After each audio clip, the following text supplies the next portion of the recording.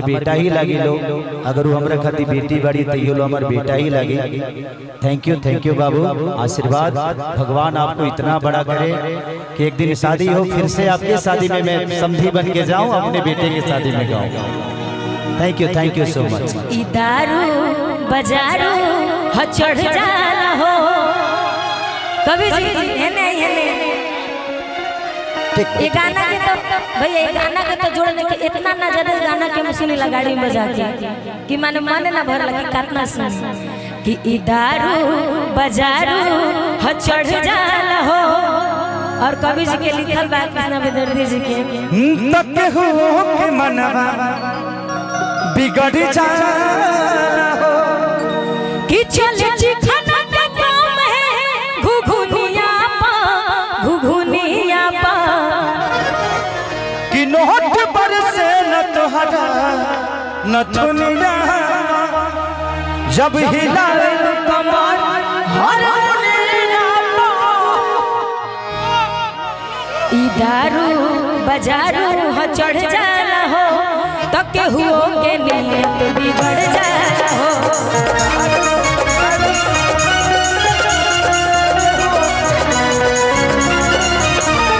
दारू बजारू ह चढ़ जाला हो तो केहू के नियत बिगड़ जाला हो।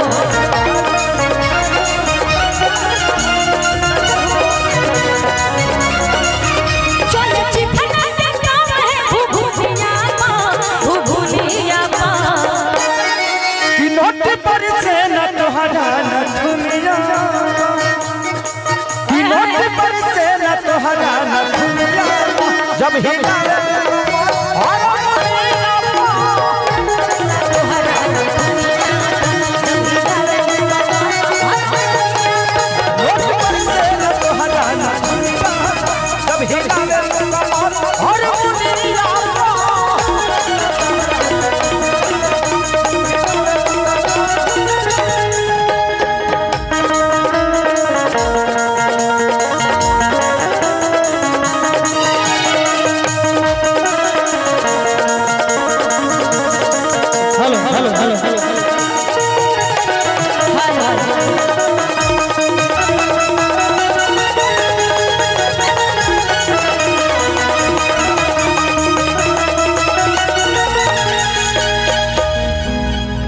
एहू से बेहतरीन लाइन जौन कवि जी लिख दिल बनी है कि तू बहुत खतरनाक मिलेला जौन बुझाला कि दिल के छू के चल जाए इतना चिंता ना लागेला दुनिया कि पहले दीवाना बने अरे यहाँ सब लोग के हो यहाँ सब लोग के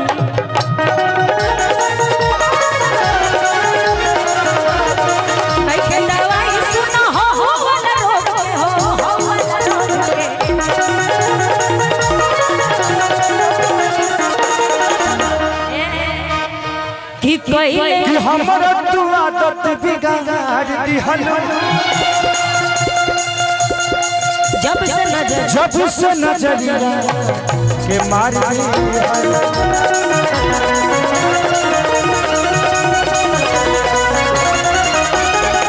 हमर तू आदत बिगाड़ दिहन जब से नजरिया के मार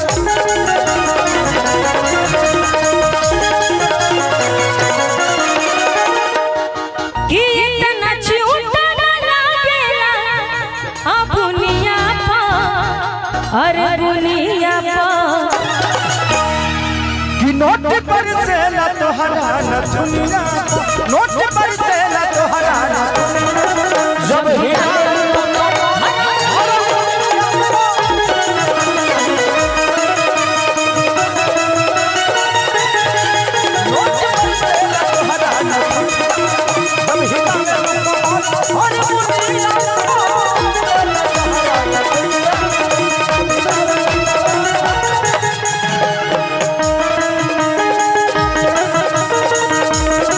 अरे